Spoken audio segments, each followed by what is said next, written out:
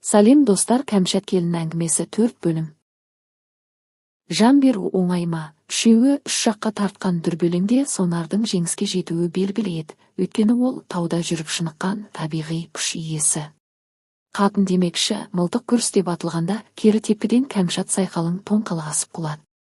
Оның үстіне адамды ату баяғы құс атқанмен тең емес, адамның аты адам, оның әрқашан сұрауы бар. Адам түгілі көшеде жүрген қабаған итті атып көріңіз, полицияңыз әурелеп біраз жерге сүйрейді. Сонда тірі адамды ату дегенің мына Кәмшат түгілі еркекке қиын. Алайда тоңқалақ асқан қатын мылтығын құшақтай құлады.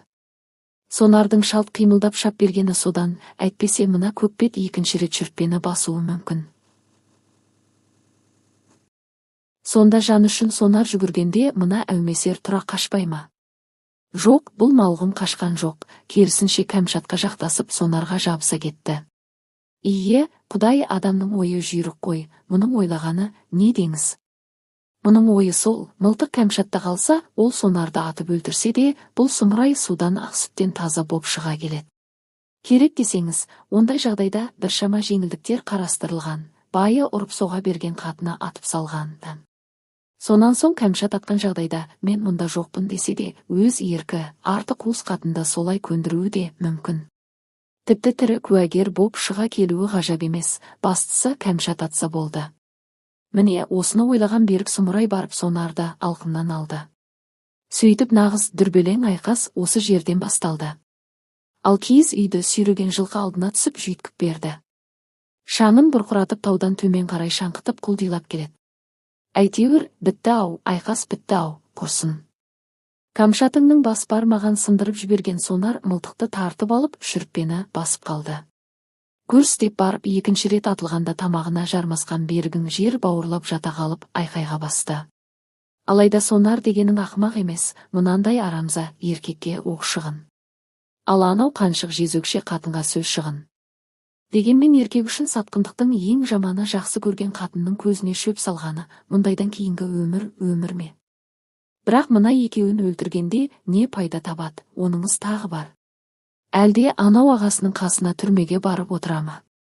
Тап осы жерде қит етсе 20 жылда арқалап кеткелі тұр. Мұндайда қай жағынан болса да ой елегінен өткізген жөн. Оның үстіне өз әкесі де араша сұрап жатты. Әрине, өлер шағында 3 ұлына ескертіп кетті ғой, оны елемей жүре берген балалары шоқ басты. Әсіресе олардың ішіндегі ең сорақысы мына сонардың тағдыры. Енді мұның соңы не болады? Қатынның үстінен түскен. Еркек үшін өлімге тең. Мұндайда еркектің есі бары да, есі жоғы да кешірмейді. Өйткені бұл әлі еркек деген атпен жүрген заман. Қазіргіні қайдам, ол заманның еркектері мұндай жағдайда өлтіріп тынатын. Тіпті қатынның үстінен түсіп ойнасымен бірге атып салғандар бар. Ол аз десеңіз, бала шағасымен қатар қырып салғандар бар. Сондай боларын біле тұра, кейбір қатындар қылық шығарады, оған не дейсіз? Автор есебінде айтайын, біздің қалада қатынын бөтен еркекпен ұстап алған бір жігіт 2 баласын үйіне қамап өртеп жіберген сұмдық оқиға болды, өйткені қатыны қашып құтылып кеткен. Сол жерде сонар көп ойланды. Мылтықты төбелерінен көшіріп қатынымен көңілдесін жерге жатқызып біраз отырды. Бастарыңды көтерсеңдер екеуіңді де атып саламын, ескерткенім болсын деп қосауыз мылтығына қайта оқ салғанда 2 арамза тым-тырыс бола қалды. Онан әрі, кешір, сонар, кешір, жаным деп Кәмшат жыласа, кешір, брат, кешір деп берігін зарлады.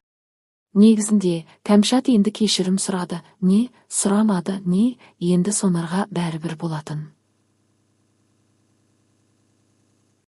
Өйткені шын махаббатпен алаңсыз өтіп жатқан бақытты күндері артта қалды. Бақытты еді ғой, бұл сорлы өте бақытты еді. Кәмшаттай әдемі келіншегінің көркінен көз алмай қарап, тамсанып шығатын. Оның еркелеген қылығы, күлімдеп қарағаны, сызыла сөйлегені бәрі есіңде. Сол қызықтың бәрі бір пәсте құрдымға кетті. Бір бозарып, бір сазарып, мұнау жатқан еркекпен өзін салыстырып көрді. Әрине, байы бола тұра бөтен еркекке бұтын бұлғатқан қатын қашанда кінәлі. Бұл деген сөз, еркек сорлының өлгенше жүрегінде қалды деген сөз.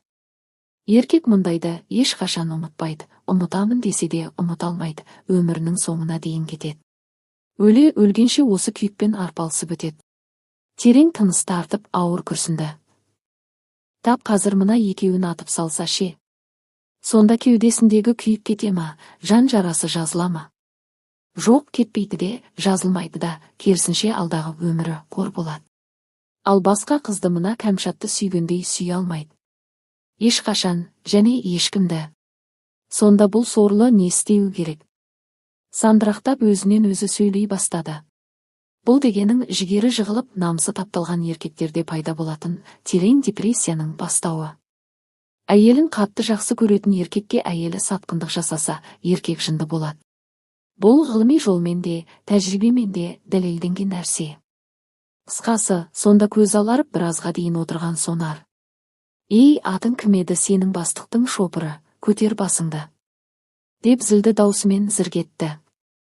Мен бе, менің атым беріп, көрші ауданнан келіп едім, директордың жиені боламын деген ауған баланың шырпы шықты. Шықпай көрсін, өзі тырдай жалаңаш жатыр, онан сәл әрідегі ескі үстелде шоқиып Сонар отыр. Олда отырғанда жай отырған жоқ, мылтығын кезеп ойланып отыр. Екі көзі қанталап кеткен, от шашып тұр. Енді мұның өмірі сол отырған жігіттің қолында. Ол мұны атамын десе атады, атпаймын десе атпайды. Бір сөзбен айтқанда, ауған баланың тағдырын анау отырған Сонар шешеді. Аға, мені кешіріңізші деп қайталады бала. Көп сөйлеме, жер бауырлап жат деп бақырған Сонар жігіт атып тұрды. Сонда құйрығын қолымен қорғаштаған бала басын бұға берді. Қайтсын, осыдан жарты сағат бұрын бұл жігіт қатыннан қорқып, Сонарды зорламақшы болған жоқ па? Енді Сонар зорласа хақысы бар ғой. Алма кезек деген дүние бұл. Жоқ, олай болмайды, басқа бірдеңе істеу керек. Кәмшат деп ақырып жіберді бала. Сен қатын тұр орныңнан, менің фотоаппаратымды тауып кел деп бұйырды. Сондағы мына екеуінің сырт көрінісі өте күлкілі еді. Екеуі де тырдай жалаңаш. Сарпайын басып қатын тұрса, салаңбайын жауып еркек тұр. Сол жерде Кәмшаттың не ойлағанын кім білсін, аюдай ақырған байдан қорқып, алақ-жалақ жүргіріп фотоаппаратты істеген болды. Сен қатынға керегі осы ғой, Сонарды, момын деп білгеніңді істеп былығып едің. Тап қазір көзің жеткен шығар, момын ба екен. Сонда аяқ-қолы қалтырап таппадым дегендей басын төмен салды. Құдай-ау қайдан табады, мына жылқы сүйреген үйдің орнына астан кестені шығып жатыр. Анау бұрышта жинаулы тұратын көрпе төсек әр жерде шашылып жатыр. Жел әкеткен көйлек шәліңіз шөпке жабысып, айдалада жалбырап тұр. Мұнысы құдды бір киіз үйге ақыр заман келгендей көрініс еді. Екеуін бірі-біріне қаратып отырғызып қойған Сонар сұрақтың астына алды. Онан бұрын, тек шындарыңды айтасыңдар, мүлт кетсеңдер сөздерің қабыспаса, екеуіңді де атып саламын. Өз обалдарың өздеріне болсын деп қатаң ескертті. Хош, Кәмшатым менің, қашаннан бері бұлай? Көзін сығымдап қорс-қорс еткен Кәмшат Берікке қарады. Әу, айта ғой деймін, мүмкін есіңе түсіре алмасаң, соншама көп кездесу болған шығар, Кәмшатың әрең дегендей тілге келді. Жаным, мені кешірші. Кәмшат, білесің ғой, алдымда бір отар қойым бар. 100-ге жуық ірі қара малым бар. 2 үйір жылқым тағы бар. Сен егер осы малдың бәрін бір түнде сатып жіберсең де, мен сені кешірер едім. Бірақ мынауыңды қалай кішірейін деп арс етті. Әрісі айтып қайтейін, көп сөз боқ сөз, әйтеуір өлім арасынан өмірді таңдаған Сонар бұл екеуінің уәдесін алып, райынан қайтты. Қысқаша қайырғанда мұныңыз үшеу ара келсін дегендей нәрсе еді. Яғни Кәмшат енді қайтып көзіне шөп салмайды, берік бұл маңайға жоламайды. Алайда оған дейін бір ғана шарт бар. Сонар мылтығын кезеніп қарап отырады, бұл екеуі мына үйінділер арасынан қайткенде де фотоаппаратты іздеп табады. Жандарын шүберекке түйіп отырған екеуі мұндай ұсынысқа келісе кетті. Сонан соң үй орнын астан кестенін шығарып іздеп аппаратты тапты. Алайда бұл екеуі білмеді емес білді, Сонардың ойына дегеннен-ақ білді. Қазір Сонар мына фотоаппаратты алады. Сонан соң тырдай жалаңаш екеуін фотоға түсіреді. Әрі қарай екеуін бірдей атып салады. Бұл фотолар Сонар сотталмай қалмаса да, сотта дәлел болады, ол дегенің біраз жеңілдіктер береді. Бұлайша айтқанда, жеңіл жазамен құтылады. Негізі Сонардың басына мұндай ой келгені рас. Бірақ бұл екеуін өлтіргенде не таппақ? Мұндайда ұтылатын өзінен басқа адам жоқ.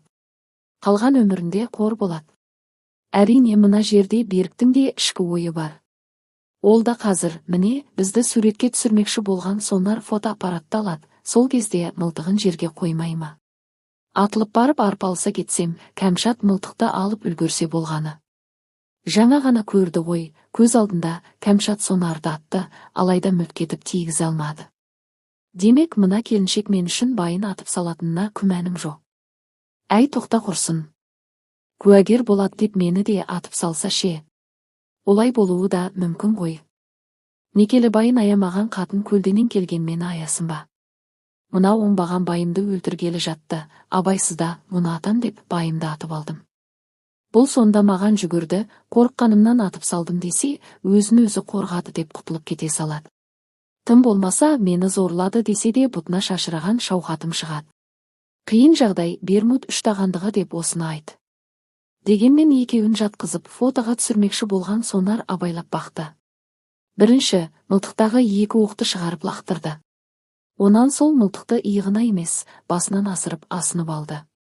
Әне, сонан соң ғана бірнеше фото түсіріп, уәде Құдайдікі деп бос қоя берді. Сонда бұтына шалбарын киіп, қолына көйлегін ұстаған бала сайдағы жолға қарай қаша жөнелді. Ал төмен қарап көзін сығымдап жүрген Кәмшат киініп, айналаны жинауға кірісті. Сонарың болса, үрке қашқан ақбоз аттың соңынан кетті.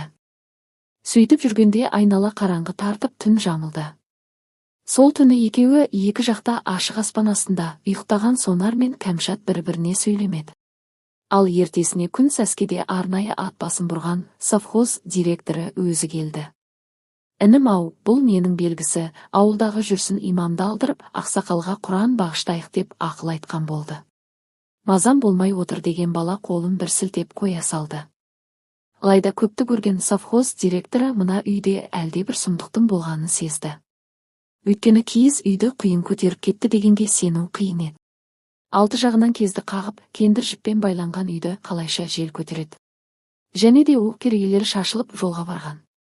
Мүмкін емес, бұл әсте мүмкін емес. Күні кеше бұл маңда қатты соққан жел болған жоқ. Егер болған болса, басқа қойшылардың үйлері аман есен ғой. Мұныңыз ашулы атаның әруағы шығар. Әруақ көтеретіндей мына үйде не болуы мүмкін? Соңғы 6 айда мына баланы бірдеңе айналшықтап бастады ғой деп ойлаған директор самаурын басында отырған келінге қарады. Оның да отырысы бұрынғыдан өзгеше еді. Себебі бұрын келгенде, аға, ішке кіріңіз, шай ішіп, нан ауыз тиіңіз деп зыр жүгіретін келіннің бүгін басы салбырап қалыпты. Әй, осы менің жиенім қайда жүр? Оның да аяқ астынан денсаулығы болмай қалды ма қалай? Таңмен айтып үйіме кетемін деп тайып тұрды. Директордың жиенім деп отырғаны әлгі ауған Берік деген жігіт. Басқа ауданнан келіп жүргізуші боп алған. Әншейінде қипақтап кеп ақша сұрамай, үйіне кетпейтін жігіт бүгін таңмен шығып қарасын батырды. Мына директорға бұл да жұмбақ жағдай еді. Міне, осы ойының бәрін бір жіпке тізіп, совхоз басшысы әлденеден күдіктеніп отырғанда, бірнеше жігіт бүгін әкелген киіз үйді тұрғызып үлгерді. Сылтып басқан Кәмшат келін әйтеуір ішін жайғауға көшті. Онан біразда көмекші жігіттерін ертіп кірген директор қаталаса отырып асқа бас қойды. Оның соңынан аяқ қымыз ішіп барып әңгімеге көшті. Сонаржан, мерген ақсақал марқұм қой аузынан шөп алмайтын момын кісі еді ғой, сен де әкеңе тартқансың. Түрің де, мінезің де, тіпті сөйлеген сөзің де ұқсайды. Ал енді менің айтайын дегенім, әкеңнің бір қойын қасқыр жеп, бір бұйымын біреу ұрлаған емес. Мен директор болған ширек ғасырда басқа қойшыларға алаңдасам да, мерген ақсақал деп алаң болмаған едім. Сен қолыңа отарда алғалы түсініксіз бір нәрселер көбейді. Әнеукүнгі қораның өрті ауданнан келген эксперттерден әлі де жауап жоқ. Әйтпесе 3 рет қоңырау соғып, сұрау салдым, өрттің неден шыққаны жайлы ештеңе айта алмаймыз дейді. Сонан соң өзіңде ойлап қарашы, тиіп тұрған Әуесбай мен Ұлан атаның қорасы аман қалды, сенің қораң жанды да кетті. Демек, марқұм әкең әлде бір нәрсеге ырза болмай жатқан сияқты деп келінге бір қарап тоқтады. Мұны естігенде есік жақта шай құйып отырған Кәмшат келіннің жүрегі зырқ етті. Өйткені сол қора өртке оранған түні сол үйде өзі болғанын директор білмесе де, Сонар біледі ғой. Әйтеуір әлдебіреу қайта-қайта қабырғадан қарап, маза бермеп еді. ол да есінде. Оның үстіне есіктен біреу сығалап тұрғандай болды деп сол түні ойнасы да айтты. Сорлы Кәмшат не бүлдіргенін енді ғана түсінгендей болды. Сонау келін боп түскенде бетін ақшан жігіт. Бүкіл ауыл сыйлаған. Әруақ қонған сыйлы адам қайын атаң мерген атаға бір сәлем дегенге иіліп сәлем беріп ет. Ертесіне мұжырайған сап-сары шалды көріп, құрсын, менің қайын атам мынау ма деп мұрнын шүйірген, онысы да есінде. Негізі сонарға тиіп алып қыздығы жоғын бөтен жігітке жауып, оған үндемегенге, ой, мыналардың бәрі момындар екен деп басынып, ойнақтап бастап еді. Құдай-ау, атасы ауырып жатқанда да үйіне ойнасын шақырған араң қатын ғой бұл. Ал саған керек болса, Құдай алдындағы жауабыңды о дүниеге барғанда берерсің, бірақ әруақ алдындағы жауаппенің бәрі мына дүниеде беріп келген. Сен солардан артық емессің, ертең ақ басыңа әруақпен алысатын күн туады. Қазақ мұндайды ішіне жын кірген деп. Сол күні түс қайта кеткен директор да, оның көмекшілері де көкейлеріне әлде бір жұмбақты түйіп кетті. Өйткені келін басын бұғып қипақтай берсе, сонарын мүлде жағашпады. Бұл екеуін мұндай күйде ешкім ешқашан көрген емес. Бұрында директор келсе, аға деп қойып қойдың жайын бастайтын сонарың да, қымызын ала жүгіретін Кәмшатың да бүгін тым тырыс. Құдды бір екеуі екі әлемнен келгендей күйде. Берікке хабар жіберіңдер, 3 күннен кейін осында болсын деп тапсырған совхоз басшысы үйіне тартты. Сонда Құдай өзі білдірді ма, бұл кісі Берік жиеннің үн-түнсіз кеткенін жақсылыққа жорымады.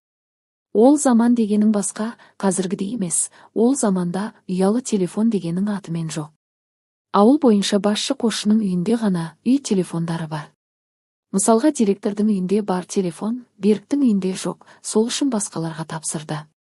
Сонымен жаңа үйге қоныстанған 2 жас бүгінгі түнді де бөлек өткізді.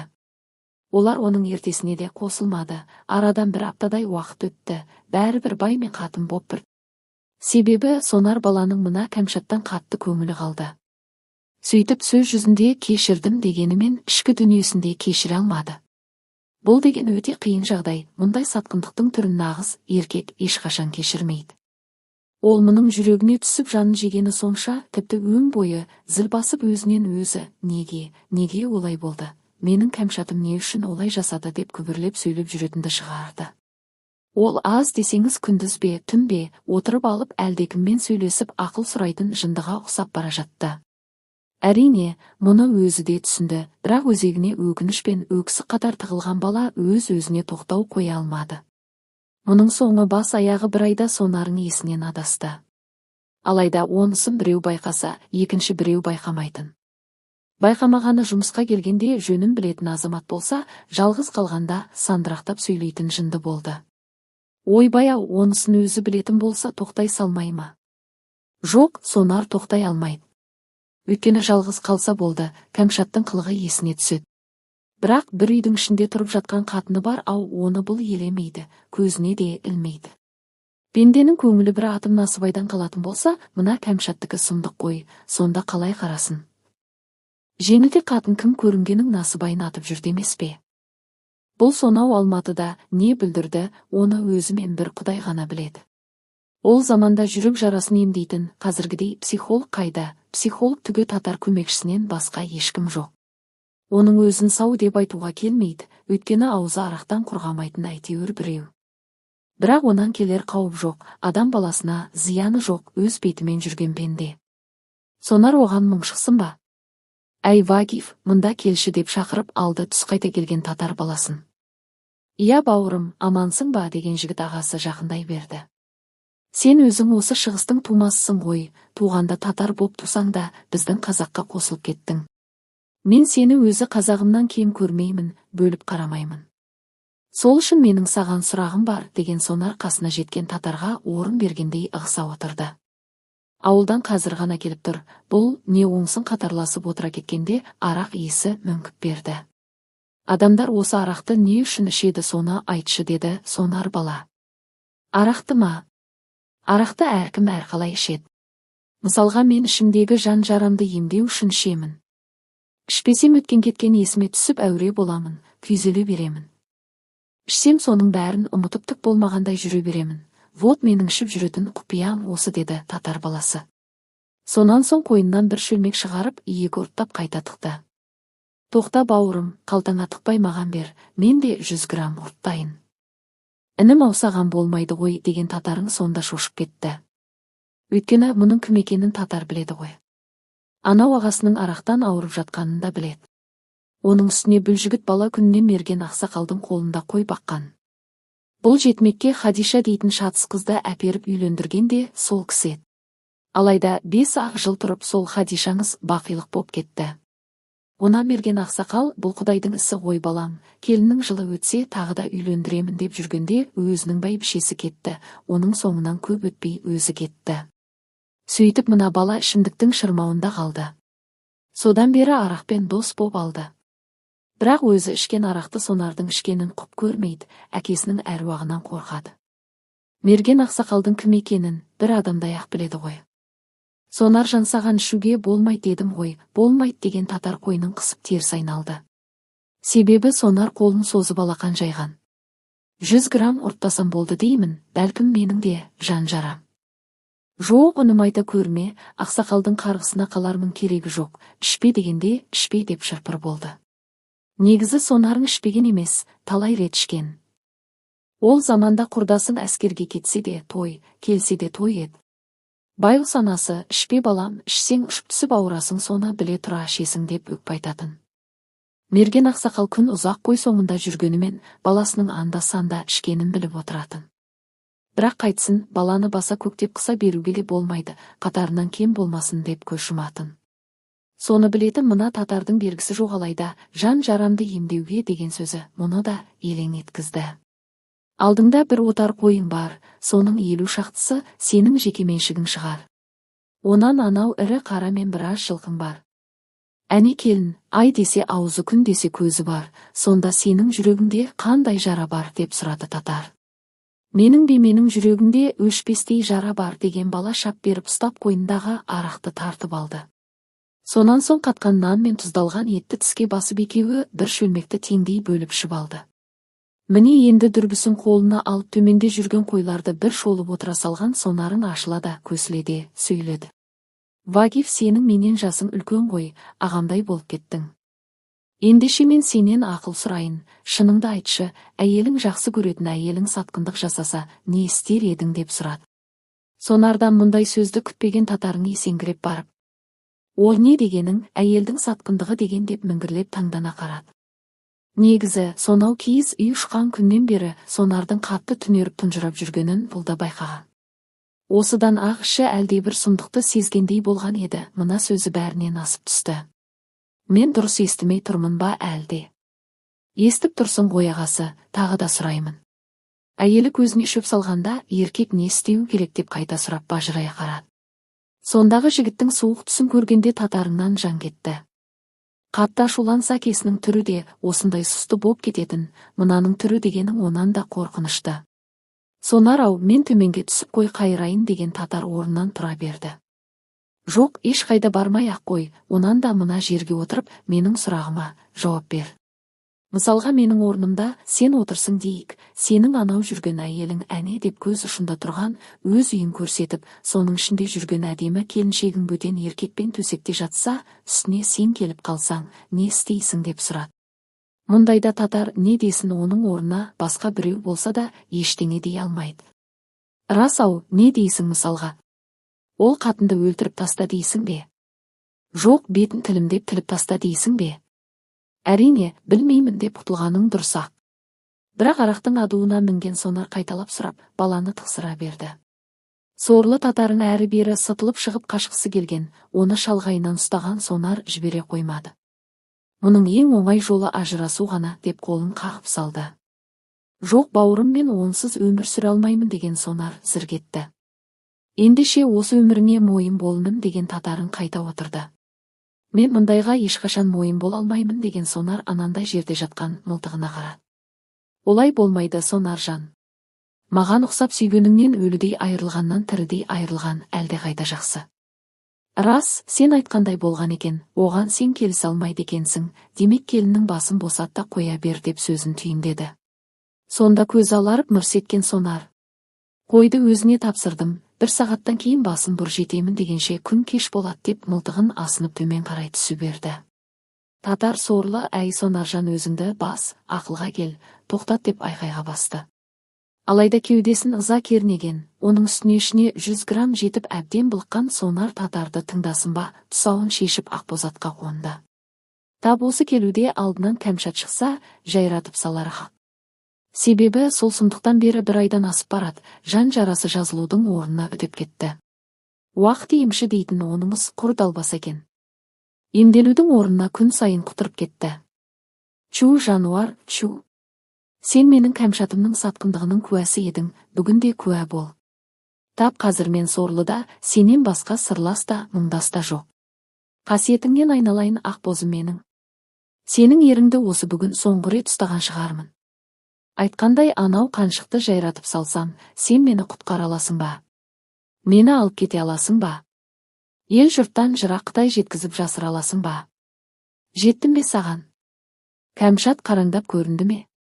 Таудың етегі болғанымен ық жағынан келсе, ешкім ештеңе байқамайды. Өйткені мұнда созылып жатқан жұмсақ құмдық бар. Бұл жерде ат тұяғының дүбірі естілмейді. Әне, үй алдында күйбеңдеп жүрген Кәмшаттың қарасы көрінді. Сонда атының басын қоя берген Сонарың жоғары қарай өрлей берді. Аз қалды, өзі де аз қады. Тағы бір 50 қадамдай алға басса, оқ жететін жерде болады. Сонан соң көзге іліп жата қалса, тізеден келетін шөптен Кәмшат мұны көрмейді. Алайда тау басында қалған татар беремес пе, дүрбісін қадап сандырақтай берді. Қап сорлы бала, қатынын өлтіріп қайда бармақшы? Құдай қайдан ғана арақ көрсетті мекен? Атып тұрып айқайға басты. Сонаржан, успокойся, так не надо делать. Онысын сайда жатқан Сонар естір дейсің бе, өрмеліп барып мылтығын кезей берді. Ал ештеңеден хабарсыз жүрген Кәмшат болса, киіз үйге кіріп шығып қазан басында күйбеңдей берді. Есітті, әне есітті, Сонар емес Кәмшат есітті. Әлде біреудің айқайын естіген келіншек көзін көлегейлеп тауға қарады.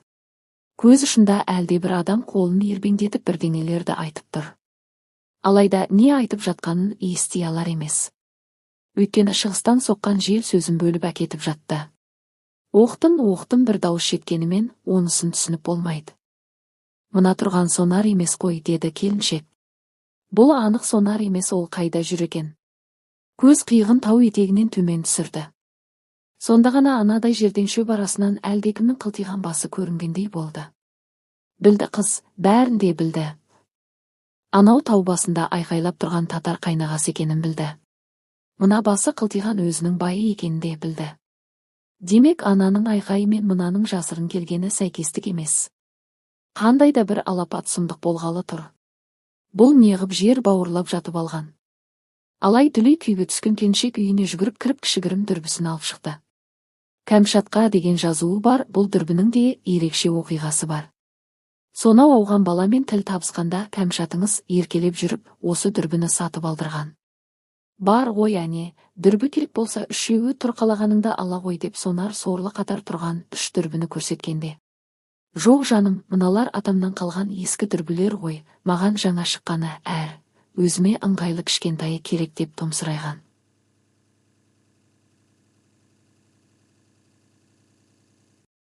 Сонда осы әдемі дүрбіні Сонар алдырып сыртына Кәмшатқа деп жаздырып беріп еді. Негізі мұның астарында тағы да бір қулық жатыр. Бұл дүрбі шынымен де кішкентай, көзге қойғанда көріне бермейді. Сондай-ақ қалтаңа салғанда да ыңғайлы. Міне, тап сол дүрбімен Кәмшатыңыз төмендегі жолға бір қараса, тау басына бір қарап қулығын жүзеге асырып жүретін. Бұл дүрбі талай-талай арамдықтың куәсі. Арты қуыс болған соң ойлап тапқан түрі осы болар. Сондағы мұның қулығын қараңыз. Жол бойында жасырынып отырған берікті көрсе, көрпе төсегін жайғап шығып орамалын қайта байлаған болады.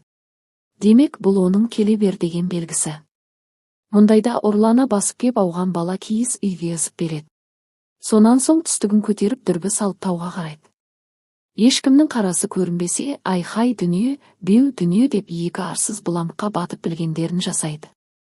Анау татар жоқ болса, ой күн кешкіргенге дейін аунап еркінсіп жатады, себебі Сонар қойды тастап келе алмайтынын біледі. Оның соңы міне мынандай, өріндей бір азаматтың шаңырағы шайқалып керегесі күйреп тұр. Әне, сол сиқырлы дүрбісімен шөп арасына қараған Кәмшаттың аяқ қолынан жан кетіп қатты да қалды. Қайтсын, сиқырлы дүрбісі көз алдына әкеп көрсеткенде, мылтығын кезеп шүріппесін басқалы тұрған байын жазбай таныды. Болды, біттім, құрыдым. Өлген жерім осы екен. Небәрі 26 жасымда қайдағы бір бөтен еркектің бұйымтайы үшін өлім құшқалы тұрмын ба? Нем бар еді, Құдай-ай, мені кешіре гөр. Сонардан ғой осы бір айда бірнеше рет кешірім сұрат, бірақ онан келер пайда жоқ. Сонарың есіне түскенде жын ұрып кетіп жүр және онысы күн сайын үдеп барады. Байының әрі кеткені болмаса бері қарайтын түрі жоқ. Өкінемін жаным, істегенімнің бәріне өкінемін. Егерде мен ғайыптан тайып қайта туатын болсам, ешқашан мұндай тірлікті жасамаймын. Кешір мені, соңғы рет кешірім сұраймын сенен. Өлсем өлгенім болсын, артымда алаңдайтын балам да жоқ. Әй Сонар, сен өзің еркек емессің бе, а? Еркек деген ұрланып келіп тосынан атпайды, қарсы келіп маңдайынан атады. Еркек деген қатын түгі еркекті де бұлай атпаған. Әлде сенің анау Бекежанға қатысың бар ма? Еркек болсаң кел бері, несіне жер бауырлап жасырынып жатырсың? Онан да жаныма келіп көзіме қарап тұрып маңдайымнан ат, мүлт кетіп жанымды қинама. Сонан соң өлігімді иттеріне лақтыр деп айқай салған Кәмшат киімдерін шешіп лақтырып қаққан қазықтай тұра қалды. Ал өксігін баса алмай жаны қиналған Сонардың қос көзінен жас тамшылап жатты. Қайтсын, тап қазір бір шешімге келуі керек. Не сабасына түсіп өксігін басуы керек, не болмаса шүріппені басуы керек. Көз алдында жалаңаш тұрған Кәмшатқа қайта қарады. Аузы басын жыбырлатып бірдеңелерді айтып тұр. Жалма жан дүрбісіне үңіліп тағы қарады. Әдемі мүсің ғой шіркін, не деген әдемі дерсің. Құлағым ғана естіген сұлулық символы жібегіңді қайдам, оның көзін көргендер төлеген өлетіндей сұлу болмаған дейді. Бірақ мына Кәмшат үшін Сонардың өзі өлуге дайын жатыр. Атып салып онан соң өзіне қол жұмсамақшы. Дегенмен жылай-жылай жоса болған жігітім соңғы рет деп Кәмшатына тағы бір қарады. Төңкерілген қос анары аспанға қарап айқайлап мен мұндалап тұр. Анау қара нүктедей ұшынан талай түндерде сүйіп сорғаны бар. Ол есіне түскенде сүйсінеді. Онан өз орнына берікті қойғанда еңіреп кеп жылайды. Шыбын жаны қиналды ғой сорлының. Жоқ, сен бүгін өлуге тиіссің Кәмшат. Сен менің барлық өмірімді қор қылдың. Сол қорлықпен мен сорлы өлгенімше арпалысып өтемін бе? Олай болмайды, мен олай өмір сүре алмаймын. Міне, осылай зарлаған жігіт көзін жұмып тұрып шүріппені басып кеп жіберді. 4-ші бөлім соңы жалғасы бар. Өз ойларыңызбен комментарийде бөлісіп лайк басып тіркеліп отырыңыздар.